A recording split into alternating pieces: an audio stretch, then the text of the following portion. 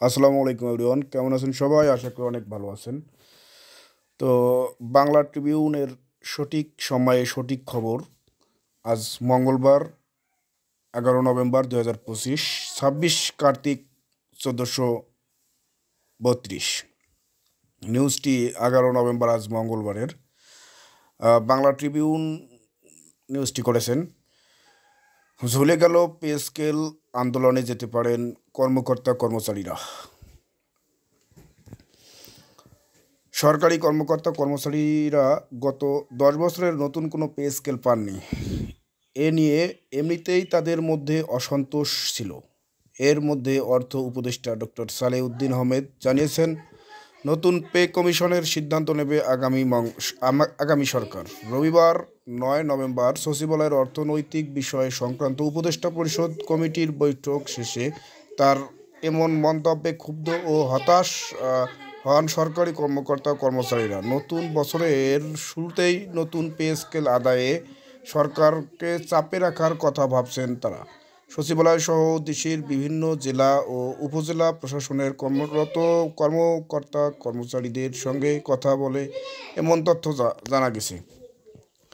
কারণ ব্যাখ্যা করে কর্মকর্তা কর্মচারীরা জানান, সরকারি চাকরিজীবীদের জন্য বহুল প্রতীক্ষিত নতুন পে স্কেল 2026 সালের শুরুতেই ঘোষণা হবে, এমন প্রতিশ্রুতি দিয়েছেন অর্থ উপদেষ্টা। বিভিন্ন সময় সাংবাদিকদের তা জানিয়েছেন তিনি। কিন্তু 9 নভেম্বর উপদেষ্টা জানান, সরকারি কর্মকর্তা কর্মচারীদের নতুন পে স্কেল দেওয়ার বিষয়ে সিদ্ধান্ত নেবে নির্বাচিত সরকার। এই বক্তব্য মানতে পারছেন না কর্মকর্তা কর্মচারীরা। বিষয়টি সরকার আরও নিবিড়ভাবে পর্যবেক্ষণ করে চূড়ান্ত সিদ্ধান্ত দেবে বলে দাবি করেন তারা। জানা গেছে, 2026 সালের জানুয়ারি থেকে মার্চ মাসের আগেই ঘোষণার অপেক্ষায় ছিল নতুন পে স্কেল। এর ফলে সরকারি কর্মকর্তা কর্মচারীদের বেতন বর্তমানের তুলনায় দ্বিগুণ হওয়ার সম্ভাবনা ছিল। এই সংবাদে খুশি ছিলেন দেশের 14.5 লাখ সরকারি কর্মকর্তা কর্মচারী। তারা দিন গুনছিলেন, তবে নগদ কবে নাগাদ নতুন বছর শুরু হবে তা আর কবে বেতন বৃদ্ধির সিদ্ধান্ত ঘোষণা করবে সরকার। সূত্র জানিয়েছে, গত 27 জুলাই সরকারি কর্মকর্তা কর্মচারীদের নতুন পে কমিশন গঠন করে অন্তর্বর্তীকালীন সরকার। এই কমিশনের প্রধান করা হয় সাবেক অর্থ সচিব জাকির আহমেদ খানকে। কমিশনকে 6 মাসের মধ্যে প্রতিবেদন দিতে বলা হয়। এই কমিশনের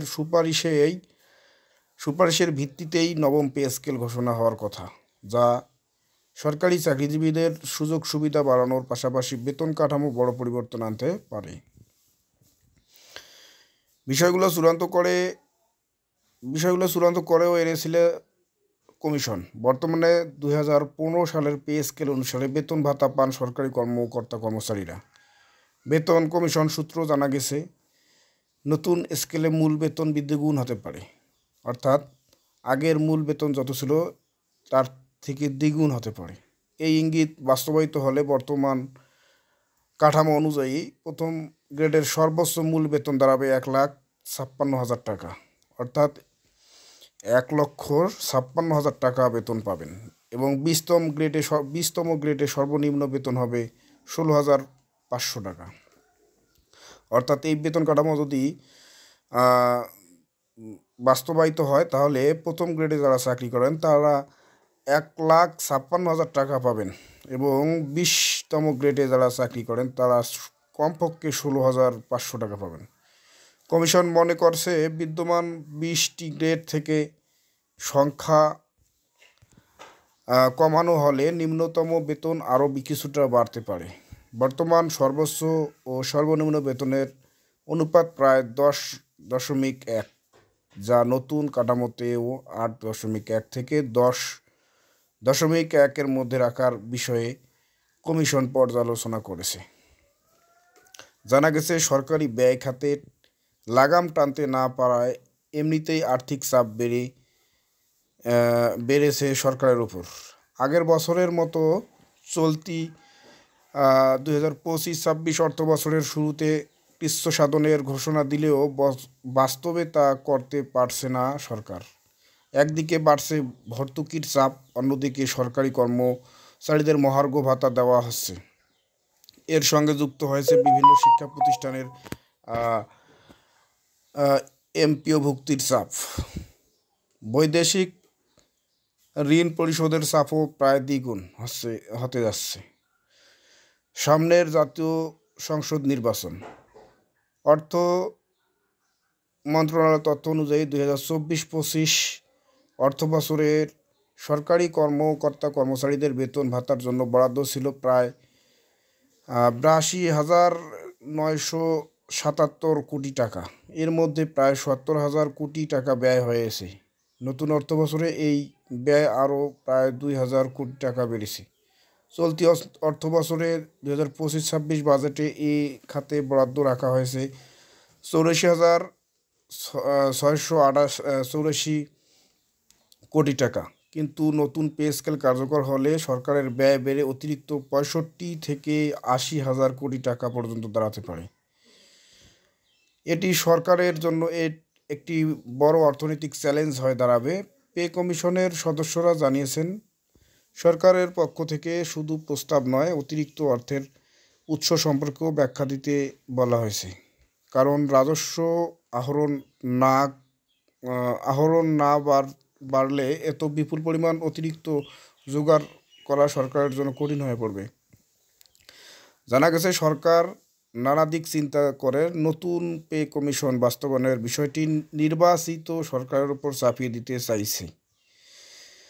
এর প্রথম কারণ হলো পে কমিশন বাস্তবায়নে অতিরিক্ত অর্থের জোগাড় নিশ্চিত করা, যা অন্তর্বর্তী সরকারের জন্য বড় চ্যালেঞ্জ। অপরদিকে মূল্যস্ফীতি নিয়ন্ত্রণের বাইরে চলে যাওয়ার আশঙ্কা। বাংলাদেশ পরিসংখ্যান ব্যুরো BBS জানাচ্ছে, সেপ্টেম্বর মাসে সামগ্রিক মূল্যস্ফীতি বেড়ে 8.36% দাঁড়িয়েছে, যা আগের মাস আগস্ট মাসে ছিল 8.29%। গত বছরের তুলনায় যা অবশ্য কিছুটা কম। 2024 সালের সেপ্টেম্বরে মূল্যস্ফীতির হার ছিল 9.92%। বিশ্লেষকরা বলছেন, খাদ্যপণ্যের দাম কিছুটা স্থিতিশীল থাকলেও বাসা ভাড়া, শিক্ষা ও স্বাস্থ্যসেবা খাতে ব্যয় বৃদ্ধি এবং ডলারের বিনিময় হার ও আমদানি ব্যয়ের চাপ মূল্যস্ফীতি বাড়ার অন্যতম কারণ। নতুন পে স্কেল এই কারণকে আরেক ধাপ এগিয়ে দেবে। জানতে চাইলে গাজীপুর জেলার প্রশাসনের কর্মচারী আকবর হোসেন বাংলা ট্রিবিউনকে বলেন, আমরা হতাশ। দ্রব্যমূল্য যে হারে বাড়ছে সে হারে বেতন বাড়েনি।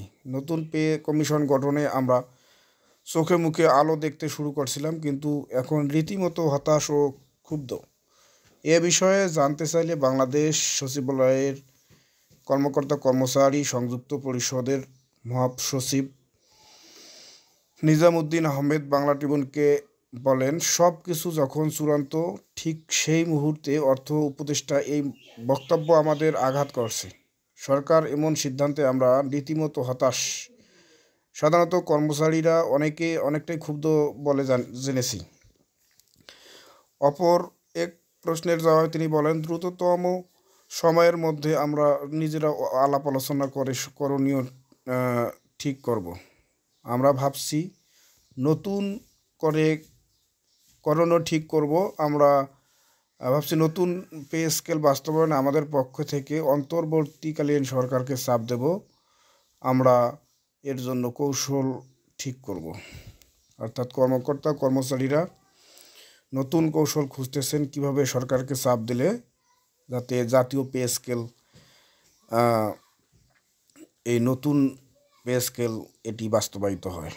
তো আপনারা কি এই নতুন পে স্কেলকে বাস্তবায়িত করতে চান কি না? যদি চান তাহলে কমেন্টে অবশ্যই ইয়েস লিখে যাবেন, অথবা বাস্তবায়ন চাই কমেন্ট করে যাবেন। তাহলে